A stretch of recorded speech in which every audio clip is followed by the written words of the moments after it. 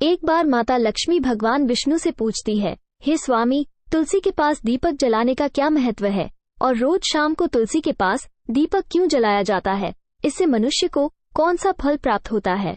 तुलसी के पास दीपक जलाने की विधि क्या है तथा दीपक जलाते समय कौन से मंत्र का उच्चारण करना चाहिए? कृपया आप मुझे विस्तार से बताइए। तब भगवान विष्णु कहते हैं, हे देवी, आज आपने समस्त मानव जाति के कल्याण के लिए बहुत ही महत्वपूर्ण प्रश्न किया है। आपके इस प्रश्न का उत्तर देने से पूर्व मैं आपको एक प्राचीन कथा सुनाता हूँ, जिससे आपको सभी प्रश्नों के उत्तर मिल जाएंगे। इसलिए आप इस कथा को ध्यान पूर्वक सुनिए। इस कथा को ध्यान से पूरा सुनने मात्र से ही मनुष्य को 100 वर्षों तक तुलसी के पास दीपक जलाने का पुण्य प्राप्त होता है। फिर माता लक्ष्मी कहती हैं, हे स्वामी, मैं इस कथा को सुनने के लिए उत्सुक हूँ।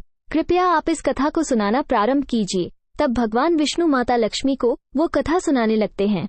हे देवी, पूर्व काल की बात है। दक्षिण दिशा में तुंगभद्रा नाम की एक बहुत बड़ी नदी है। इस नदी के किनारे पर हरिहरपुर नाम का एक अत्यंत सुंदर नगर बसा हुआ था। उसी नगर में काशी नाम के एक ब्राह्मण निवास करते थे। वे अत्यंत गुणवान, चरित्रवान, धर्म कार्य करने वाले तथा वेदों के मार्ग पर चलने वाले थे।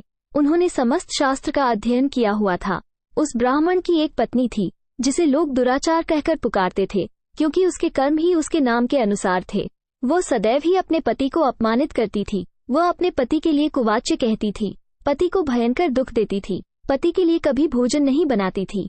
उसने अपने पति के साथ कभी शयन नहीं किया, कभी उसके साथ प्रेम से व्यवहार नहीं किया। पति के मित्र, परिवार के लोग घर पर आते तो वो स्त्री उनको अपमानित करके भगा दिया करती थी और स्वयं काम भाव से उन्मत्त होकर निरंतर अन्य व्याभिचारिणी स्त्रियों के साथ घूमा करती थी। उसका मन पति को छोड़कर पराये पुरुषों में लगा रहता था। उसने कभी अपने पति से प्रेम से बात नहीं की, किंतु पराये पुरुषों के संग बैठकर बातें करती थी।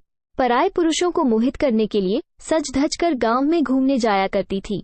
कभी वह वन में किसी वृक्ष के नीचे खड़ी रहकर सुंदर पुरुषों की राह देखने लगती और किसी दुष्ट पुरुष को मोहित करके उसके संग भोग विलास किया करती थी। फिर एक दिन वो दुराचारिणी स्त्री वन में जाकर एक वृक्ष के नीचे खड़ी हो गई। उसका चित्त काम से भरा हुआ था। वो किसी सुंदर कामी पुरुष की राह देख रही थी, किंतु बहुत समय निकलने के बाद भी उस स्थान पर कोई पुरुष नहीं आया। इसलिए वो अत्यंत दुखी हो गई और प्रियतम की खोज में इधर उधर देखने लगी। उस दिन उसका सारा परिश्रम व्यर्थ हो गया। वहाँ पर खड़ी होकर वो नाना प्रकार की बातें कहकर विलाप करने लगी। हाय हाय, आज तो इस मार्ग से कोई भी सुंदर पुरुष नहीं आया। अब मैं कैसे अपने काम वासना को शांत करूं? आज की रात कैसे बीतेगी? वो जोर जोर से विलाप करने लगी। उस जंगल में एक भयानक बाघ निवास करता था। उस पापिनी स्त्री की आवाज सुनकर वो जाग गया और उछलकर उस स्त्री का भक्षण करने के लिए उसके पास आ गया। उस भयंकर बाघ को देखकर उस स्त्री के पसीने छूटने लगे। वो भय से थर थर कांपने लगी। वो स्त्री कुछ करती, इतने में ही उस बाघ ने अपने पंजे से उसे घायल कर दिया और वह स्त्री जमीन पर गिर पड़ी। जमीन पर गिरते ही वो स्त्री चिल्लाते हुए बोली, अरे बाघ, तू किस लिए यहाँ पर आया है? मुझे क्यों मार रहे हो? मैं यहाँ पर अपने प्रियतम को खोज रही हूँ। तुम मुझे छोड़ दो। मेरा भक्षण करके तुझे क्या मिलेगा? उस स्त्री की यह बात सुनकर वो भयानक बाघ क्षण भर के लिए रुक गया और हंसते हुए बोलने लगा, हे दुष्टा, आज विधाता ने तुझे मेरा ग्रास नियुक्त किया है। तुझ जैसी पापिनी स्त्रियों का भक्षण करना ही मेरा काम है, तभी तुझे इस शरीर से मुक्ति मिलेगी। वो स्त्री कहने लगी, हे बाघ, तुम कौन हो? मुझे सच सच बताओ, तुम्हें किस कारण से बाघ की योनि में जन्म लेना पड़ा और तुम मुझ जैसी स्त्रियों का भक्षण क्यों करते हो? पहले मुझे सारी बात बताओ और फिर मेरा भक्षण करो। फिर बाघ कहने लगता है, हे पापिनी, मैं तुझे मेरे पूर्व जन्म का वृतांत सुनाता हूँ, किस कारण से मुझे बाघ बनना पड़ा। पूर्व काल में दक्षिण देश में एक नदी थी। उस नदी के तट पर एक नगरी बसी हुई थी। उस नगरी में मैं निवास करता था। मैं एक ब्राह्मण का पुत्र था और नदी किनारे बैठकर यज्ञ आदि कार्य किया करता था।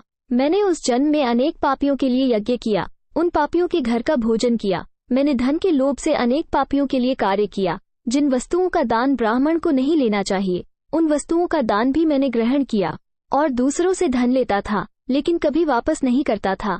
इस प्रकार से पाप करते हुए मुझे बहुत साल बीत गए और मैं बूढ़ा हो गया। मेरे बाल सफेद हो गए, आंखें सूज गई, मुंह के सारे दांत गिर गए, लेकिन फिर भी मेरी दान लेने की आदत नहीं छूटी और मैं पाप करता गया। फिर एक दिन मैं धन के लोभ से नदी किनारे गया और अन्य धूर्त ब्राह्मणों के साथ मिलकर हमने लोगों को ठगा। झूठ मंत्र वचन बोलकर हमने बिना विधि विधान किए ही देवी देवताओं का पूजन किया और बहुत सारा धन दान में ले लिया। फिर उसी स्थान पर एक बीमार कुत्ते ने मेरे पैर में काट लिया और मैं मूर्छित होकर गिर पड़ा। उसी क्षण मेरे प्राण चले गए। फिर यम के दूत उस स्थान पर प्रकट हुए और मुझे पकड़कर यमपुरी ले गए। वहां पर यमराज ने चित्रगुप्त से मेरे कर्मों का लेखा जोखा निकालने के लिए कहा। फिर चित्रगुप्त कहने लगे, हे धर्मराज, इस ब्राह्मण ने घोर पाप किए हैं। दूसरों से झूठ कहकर धन लूटा है, विधि विधान से पूजा ना करके झूठ मंत्र बोलकर भगवान का अपमान किया है, इसलिए ये पापी ब्राह्मण केवल नरक जाने के ही योग्य है। फिर यमराज ने अपने दूतों को आदेश देकर मुझे नरक की अग्नि में डाल दिया। अनेक वर्षों तक नरक की सजा भोगने के बाद मुझे बाघ का शरीर प्राप्त हुआ और मैं इस दुर्गम वन में निवास करने लगा। मैं अपने पूर्व जन्म के पापों को याद करके कभी महात्मा, साधु पुरुष, सती स्त्रियों का भक्षण नहीं करता हूँ। मैं केवल पापी, दुराचारी तथा कुलटा स्त्रियों का ही भक्षण करता हूँ, ताकि मुझे पाप से मुक्ति मिल जाए। इस प्रकार से उस बाघ ने अपने पूर्व जन्म का वृतांत सुना दिया और उस स्त्री से कहने लगा, हे पापिनी, तेरे आचरण से तू कुलटा दिखाई पड़ती है। अपने पति को छोड़कर तू इस वन में अन्य पुरुष के साथ भोग विलास करने के लिए आई है, इसलिए आज तू मेरा ग्रास अवश्य बनेगी। इतना कहकर उस बाघ ने अपने तीक्ष्ण नाखून से उस पापी स्त्री के टुकड़े टुकड़े करके उसे खा लिया। फिर उस स्थान पर यम के दूत प्रकट हुए और उस पापिनी स्त्री को उठाकर यमपुरी ले गए। वहां पर उसे यमराज के सामने खड़ा किया गया। फिर चित्रगुप्त ने उस स्त्री का लेखा जोखा निकालते हुए यमराज से कहने लगे, हे धर्मराज, ये स्त्री तो अत्यंत पापिनी है। इसने घोर पाप किए हैं। इसने व्यभिचार किया है। इसने अपने पति की कभी सेवा नहीं की। अपने पति को भूलकर पराये पुरुषों के संग भोग विलास किया करती थी। उसके पाप को सुनकर यमराज ने उस स्त्री को अग्नि से भरे हुए कुंडों में डालने का आदेश दिया। अनेक वर्षों तक उसे उस कुंड में पकाया गया। फिर उसे निकालकर दूसरे नरक में डाल दिया गया। इस प्रकार से उसे अनेक वर्षों तक अलग अलग नरकों में डाला गया और नरकों में डालने के बाद वो महापापी स्त्री पुनः पृथ्वी लोक पर आकर चांडाल के रूप में उत्पन्न हुई। चांडाल के घर में जन्म लेकर वह फिर से अनेक पाप करने लगी, व्याभिचार करने लगी, अनेक पापी पुरुषों के संग विहार करने लगी। कुछ समय बाद पूर्व जन्म के पापों के कारण उसे कोढ़ का रोग हो गया और वह भयानक पीड़ा सहन करने लगी। उसका अंग अंग जलने लगा, उसके नेत्रों में पीड़ा होने लगी। इस दुख को सहन करती हुई वो दिन बीताने लगी। फिर एक दिन वह तीर्थ में स्नान करने के उद्देश्य से अनंतपुरा में चली गई। वहां पर वह एक आश्रम के बाहर निवास करने लगी। वहां उस आश्रम में एक तुलसी का पौधा था। अन्य स्त्रियों को वहां पर तुलसी के पास दीपक जलाते हुए देखकर उस पापी स्त्री ने भी वही किया। उसने तुलसी के पौधे के पास एक दीपक जला दिया। फिर उसी रात हृदयघात से उसकी मृत्यु हो गई और यमराज के दूत उसे ले जाने के लिए वहां पर प्रकट हुए। जैसे ही यम के दूत उस पापी स्त्री को पाश में बांधकर ले जाने लगे, तभी भगवान विष्णु के दो पार्षद उस स्थान पर प्रकट हुए और उन्होंने उन दोनों को रोक लिया और कहने लगे, हे दूतों, इस स्त्री को तुम छोड़ दो। ये स्त्री नरक जाने के योग्य नहीं है। तुम किसके आदेश से ऐसा अधर्म कर रहे हो? फिर यम के दूत कहने लगे, हे पार्षदों, हम यमराज के आदेश से इस पापी स्त्री को उठाकर ले जा रहे हैं, किंतु आप हमें किस कारण से रोक रहे हैं? ये स्त्री अत्यंत पापी है, इसे नरक में ले जाने की आज्ञा मिली है। फिर पार्षद कहने लगे, हे दूतों, ये स्त्री तो विष्णु भक्त है, यह नरक जाने योग्य नहीं है।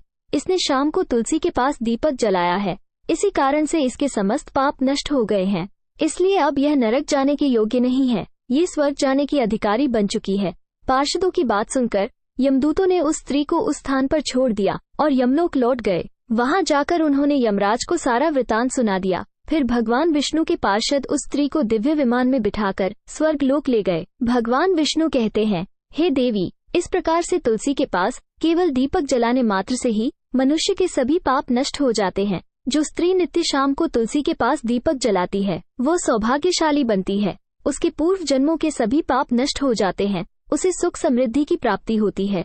रोज तुलसी के पास दीपक जलाते समय इस मंत्र का उच्चारण करना चाहिए। ओम तुलसी देव्यै च विद्महे विष्णु प्रियाय च धीमहि तन्नो वृंदा प्रचोदयात्, जिसका अर्थ होता है, विष्णु प्रिय तुलसी, मैं आपको नमन करती हूँ, आप मुझे उच्च बुद्धि दो। हे वृंदा, आप मेरे मन को रोशन करो। भगवान विष्णु कहते हैं, हे देवी, हजारों अमृत के घड़ों से नहलाने पर भी श्री हरि विष्णु को उतनी तृप्ति नहीं होती जितनी वे मनुष्यों के द्वारा तुलसी का एक पत्ता चढ़ाने से प्राप्त करते हैं। 10,000 गौ दान से मानव जो फल प्राप्त करता है, वही फल तुलसी पत्र के दान से पा लेता है। जो मृत्यु के समय अपने मुख में तुलसी पत्र का जल पा जाता है, वो संपूर्ण पापों से मुक्त होकर भगवान श्री हरि विष्णु के धाम जाता है। हिंदू धर्म में तुलसी के पौधे का महत्व सबसे अधिक है। इसकी सबसे पहले पूजा भगवान विष्णु ने की थी। भगवान विष्णु कहते हैं, जिस प्रकार से देवी लक्ष्मी से वैकुंठ को ऐश्वर्य प्राप्त है, उसी प्रकार से बैकुंठ में तुलसी के कारण ही पवित्रता प्राप्त है। पृथ्वी लोक पर जिस स्थान पर भी तुलसी का पौधा होगा, उस स्थान पर कभी बुराई का वास नहीं होगा। ऐसा स्थान सबसे अधिक पवित्र होगा। इसी कारण से हमें हमारे घर में तुलसी का पौधा अवश्य लगाना चाहिए। इस प्रकार से भगवान विष्णु ने तुलसी के पास दिया जलाने का महत्व बताया। वीडियो अच्छी लगी हो तो लाइक, शेयर और ऐसे ही वीडियो को देखने के लिए हमारे चैनल को सब्सक्राइब जरूर करें।